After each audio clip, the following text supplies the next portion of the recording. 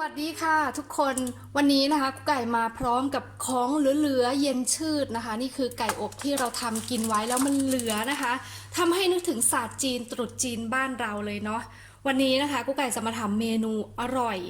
ดีต่อสุขภาพจากของเหลือพวกนี้นะคะทำจากเนื้อไก่ก็ได้เนื้อหมูก็อร่อยนะคะเดี๋ยวกุ๊กไก่จะฉีกเนื้อไก่ใส่กระทะนะคะใบนี้วางไว้ข้างๆถ้าเป็นบ้านเราก็เอาไปคั่วเค็มเนาะอร่อยเหมือนกันวันนี้จะมาแนะนำแบบเมนูฝรั่งแบบชาวอิตาเลียนนะคะฉีกนะคะเป็นชิ้นประมาณเท่านี้เนาะ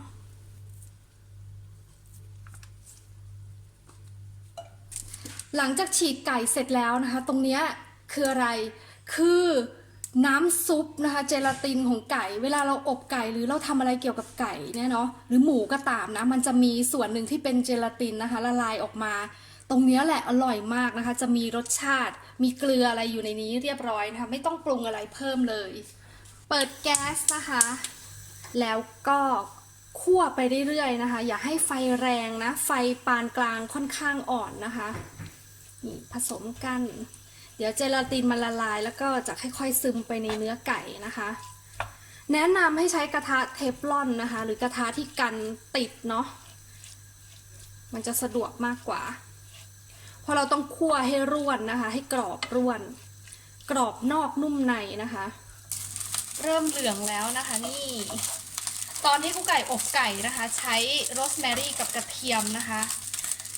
ถ้าใครชอบกลิ่นโรสแมรี่สามารถเติมลงไปได้อีกนะคะมัมมี่เป็นไรลูก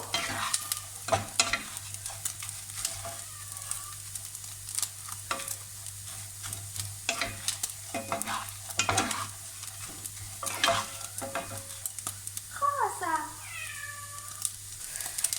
มาดูดิมายืนร้องใกล้ๆมาม่าเหลืองได้ที่แล้วนะคะก็ปิดแก๊สนะคะคราวนี้นะคะก็จะมาเตรียมผักกันผักสลัดนะคะเด็ดลงไป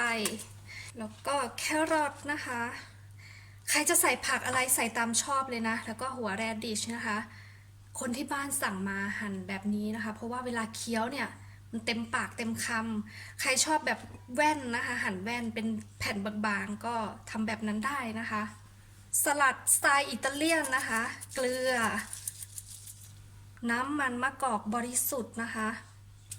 เราก็จะมาคนสลัดกันก่อนนะคะคลุกให้เข้ากันถ้าใครมีน้ำส้มหวานตัวนี้นะคะใส่ลงไปได้เลยนะคะขั้นตอนนี้คนที่บ้านไม่ชอบกินนะคะเพราะฉะนั้นไม่ใส่โหถ้าเป็นผู้หญิงนะชอบมากยิ่งถ้าคนไทยนะรสชาตินี้ถูกใจเลยนะคะเอาล่ะพอคนเข้ากันแล้วนะคะก็ใส่ไก่ลงไป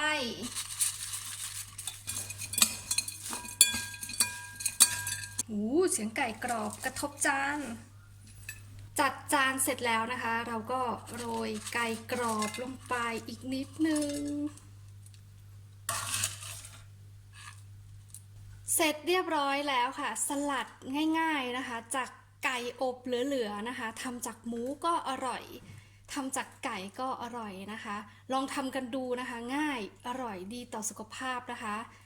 ของพี่มิกนะคะเสิร์ฟเรียบร้อยแล้วนี่ต่อมาก็ของกุ๊กไก่สูตรนี้นะคะที่กุ๊กไก่กินนะถูกใจคนไทยแน่นอนนะคะ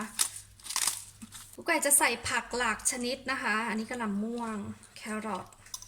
อันนี้สับปะรดเนี่ยคนไทยชอบแน่นอนใครจะใส่ผักอะไรตามใจชอบนะคะแอปเปิลก็ได้แต่คนที่นี่ไม่นิยมเอาแอปเปิลมาทำสลัดเนาะแอปเปิลเขียวนะได้นะแอปเปิลเขียวนะคะอร่อยนะแล้วก็เกลือนะคะเหมือนเดิมปรุงรสสลัดก่อนนะน้ำมันมะกอกบริสุทธิ์นะคะและนี่คือนางเอกในวันนี้นะคะที่นี่เรียกว่าอาเชโตบันซามิโคDi Modena, perché è importante, perché l'aceto balsamico LGP è proprio viene da Modena, invecchiato, vedi, perché poi viene fatto invecchiare. โอเคมีผู้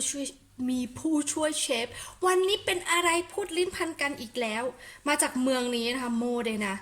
มีชื่อเสียงมากนะคะสามารถดูได้ตามซูเปอร์มาร์เก็ตนะคะหรือสั่งตามออนไลน์ได้นะถูกปากคนไทยมากนะคะชนิดนี้ไอ้เจ้าน้ำส้มชนิดนี้นะเป็นน้ำส้มหวาน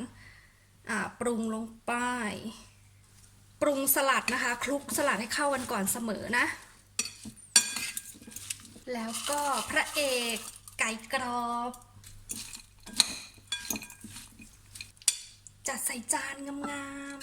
ๆเนี่ยพี่มิกมีบ่นจานสวยของฉันอีกนะไม่ได้แล้วก็นะคะไก่กรอบโรยหน้าสักหน่อยขอใช้มือนะคะท้ายสุดนะคะน้ำส้มหวานโรยลงไปอีกนี่เสร็จแล้วนะคะนี่คือสลัดไก่กรอบนะคะรสชาตินี้รับประกันถูกปากคนไทยแน่นอนด้วยน้ำส้มหวานของอิตาเลียนชนิดนี้นะคะลองทำกันดูนะคะไม่ยากเลยส่วนผสมที่หาซื้อยากนะคะสามารถดูได้ตามออนไลน์นะคะเอาไว้เจอกันใหม่คลิปหน้านะคะสวัสดีค่ะ